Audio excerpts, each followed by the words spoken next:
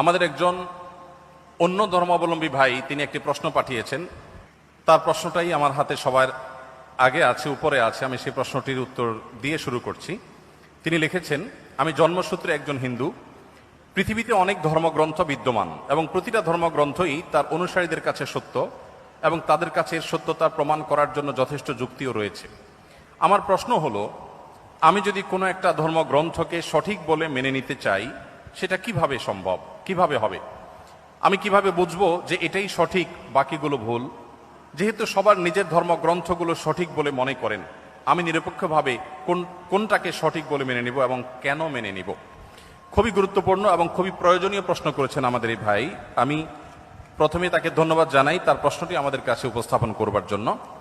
আর এর উত্তরে আমরা বলতে চাই যে দেখুন, আল্লাহ রাব্বুল আলামিন প্রত্যেকটা মানুষকে জন্মসূত্রে আল্লাহর ভাষায় আল্লাহ নবী সাল্লাল্লাহু আলাইহি সাল্লামের মাধ্যমে আল্লাহ তাআলা ব্যক্ত করেছেন, ওয়াহী গায়রে মাকতুর মাধ্যমে ব্যক্ত হয়েছে যে কুল্লু মৌলুদিন ইউলাদু আলাল ফিতরাহ, প্রতিটি মানুষ জন্মসূত্রে ঈমানদার হয়ে জন্মগ্রহণ করে। প্রত্যেকটা মানুষের স্রষ্টার প্রতি বিশ্বাস, এটা নিয়েই সে দুনিয়াতে আসে। এই স্রষ্টা সংক্রান্ত যে ধারণা, এটা তার সমাজ, তার পরিবার থেকে যেটা পায় সেটাকেই সে ধারণ করে। বাকি স্রষ্টার প্রতি ধারণার এই বিশ্বাসকে নিয়েই মানুষ জন্মগ্রহণ করে।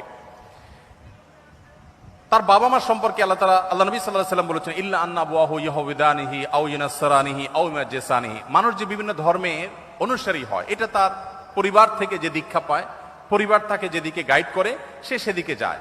বাকি জন্মসূত্রে সে আল্লাহ বা সৃষ্টিকর্তা যে একজন আছেন, সে এক সত্তার প্রতি বিশ্বাসী হয়েই জন্মগ্রহণ করে। তারপরে সে ডাইভার্ট হয়ে যায় পারিবারিকভাবে যে গাইডেন্স পায় সেই গাইডেন্সের আলোকে। এখন আপনি যখন প্রাপ্তবয়স্ক হন, আপনি যখন দেখবেন যে একাধিক ধর্মগ্রন্থ বা একাধিক ধর্ম পৃথিবীতে আছে। আল্লাহ তাআলা কোরআনে কারিমে বলেছেন, ইন্নাদ-দীন ইনদাল্লাহিল ইসলাম, আল্লাহর কাছে একমাত্র মনোনীত দিন হলো ইসলাম। এই কথা যখন আপনি জানতে পেরেছেন, তখন আল্লাহ তাআলা আপনাকে যে বিবেক দিয়েছেন, সেই বিবেক খরচ করে আপনি ইসলামকে জানার চেষ্টা করবেন। আমরা যদি কেউ অন্য ধর্মকে জানার চেষ্টা করি, বিশেষ করে আমার যে ভাই প্রশ্ন করেছেন তিনি এবং আরো যারা অন্যান্য ধর্মে আছেন, আমি যদি বলতে চাই যে তারা যদি ইসলামকে জানার চেষ্টা করেন নির্মোহভাবে, তারা যদি সত্যানুসন্ধানী দৃষ্টি নিয়ে ইসলামকে স্টাডি করেন, কোরআনকে তারা পাঠ করেন এবং পড়েন, আমার বিশ্বাস একটা সময় তারা ইসলামের সত্যতাকে খুব সহজে, খুব স্বাভাবিকভাবে উপলব্ধি করতে পারবেন।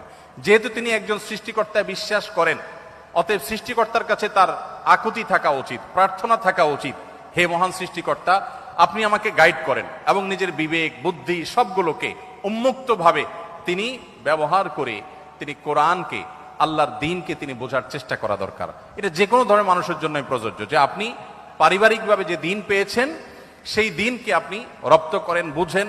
অন্য ধর্মাবলম্বী ভাই যারা আছেন তাদেরকে আমরা বলবো যে কোরআন আপনারা নির্মোহভাবে একটু পড়ার চেষ্টা করুন। ফ্রান্সের একজন পলিটিশিয়ান, তিনি একসময় ইসলামের প্রতি অনেক বেশি বিদ্বেষ লালন করতেন। 2009, 10, 11 এই সময়টাতে আমি সোশ্যাল মিডিয়াতে আমার ফেসবুক আইডিতে তার ছবি, নাম দিয়ে অনেক লেখালেখি করেছি তার ইসলাম বিদ্বেষের কারণে, মুসলমানদের প্রতি বিদ্বেষের কারণে। বেশ কিছুদিন পর, বোধহয় গত কিছুদিন আগে, এক ভদ্রলোক আমাকে দেখালেন ইউটিউবে তার একটা ভিডিও। আমি দেখে তো অবাক হলাম যে এই ভদ্রলোক একজন পলিটিশিয়ান ছিলেন, পাওয়ারফুল পলিটিশিয়ান ছিলেন। তিনি কোরআন এবং নবী করিম সাল্লাল্লাহু আলাইহি সাল্লামের সিরাত, এটাকে অধ্যয়ন করে উনি অধ্যয়ন করেছেন হলো মুসলমানদের দোষ ধরার জন্য, কিন্তু অধ্যয়ন করে তিনি একটা পর্যায়ে ইসলাম গ্রহণ করেছেন। অতএব আমি আমার এই প্রশ্নকর্তা বন্ধুকে বলবো, আপনি দুটি জিনিস, একটি হলো আপনি মুক্ত মন নিয়ে কোরআনে কারিমটা একটু পড়ুন এবং প্রিয় নবী সাল্লাল্লাহু আলাইহি ওয়াসাল্লাম পুরো জীবনীটা একবার পড়ুন। আপনি এটা পড়ার পর, মুক্ত মনে পড়ার পর, আপনার বিবেক আপনাকে গাইড করবে যে মুহাম্মদ সাল্লাল্লাহু আলাইহি ওয়াসাল্লামের যে দ্বীন আল্লাহর পক্ষ থেকে তিনি আমাদের সামনে উপস্থাপন করেছেন, এটা আল্লাহর পক্ষ থেকে আনিত ধর্ম এবং একমাত্র সত্য ধর্ম। এবং ইন্নাদ-দীন ইনদাল্লাহিল ইসলাম, এই আয়াতের মর্ম আপনি উপলব্ধি করতে পারবেন যদি কোরআনটা আপনি নির্মোহভাবে পড়েন এবং নবী সাল্লাল্লাহু আলাইহি ওয়াসাল্লামের সিরাতটা আপনি পাঠ করেন। আল্লাহ তাআলা আমাদের সবাইকে হেদায়েতের পথে পরিচালিত হওয়ার তৌফিক দান করুন।